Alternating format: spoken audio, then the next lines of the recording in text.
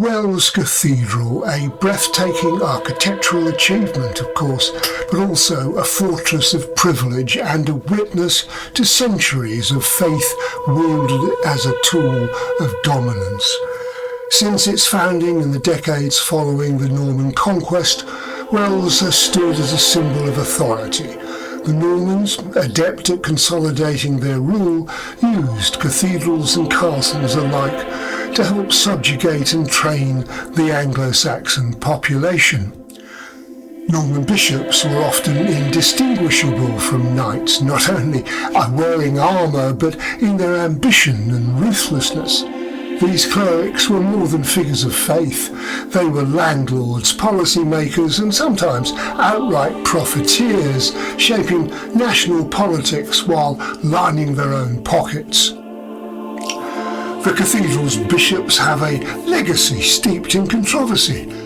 Bishop Stillington's betrayal in supporting the Yorkists against the Lancastrians earned him a charge of treason, a stark reminder that ecclesiastical loyalty was often more political than spiritual.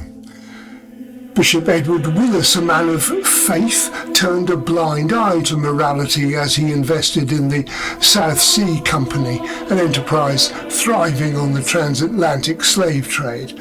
Hypocrisy found a home in Bishop Charles Moss, who publicly championed abolition, yet profited handsomely from Virginia plantations relying on enslaved labour.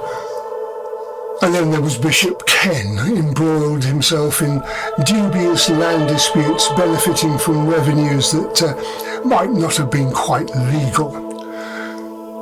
Behind Wells Cathedral's imposing facade lies a story of power wielded over the local merchants and peasants, even over sovereigns at times. The bishops, often drawn from noble families, governed vast estates while consolidating their influence over trade and the region's economy. In many cases, their intervention in commerce was exploitative, leaving the common people subject to the whims of clerical privilege. Vicar's Close, constructed in the 14th century, offers a striking example of this divide.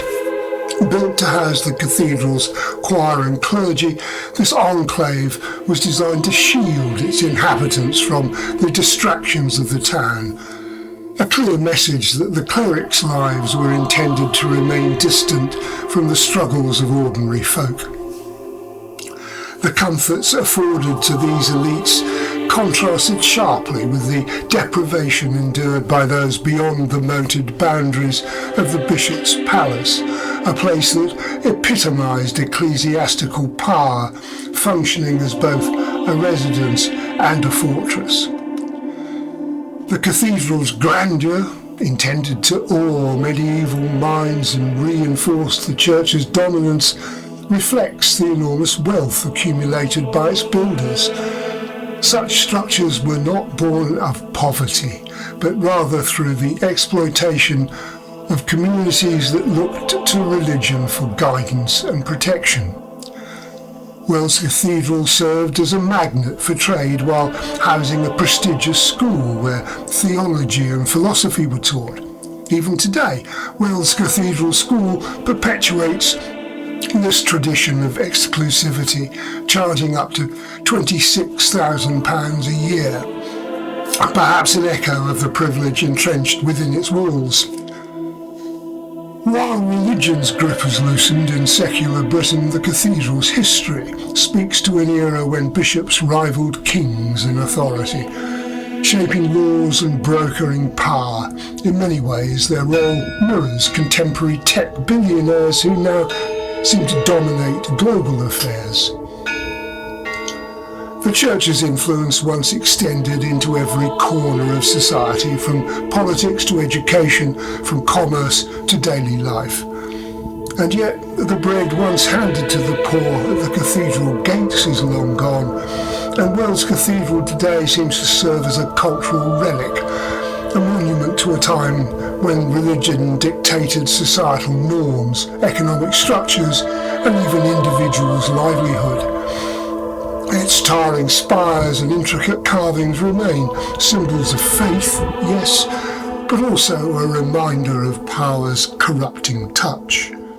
Today's visitor probably is part of the secular majority or from an entirely different tradition in an entirely different country, but few fail to be impressed by the human achievements embodied in the architecture, the soaring stones, the moated palace, the street built for the privileged few.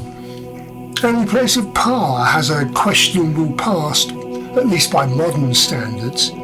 But even without the cloak of religion and the shield of faith, will still impresses itself on the psyche and leaves a glow of satisfaction that human beings can create something so wonderful.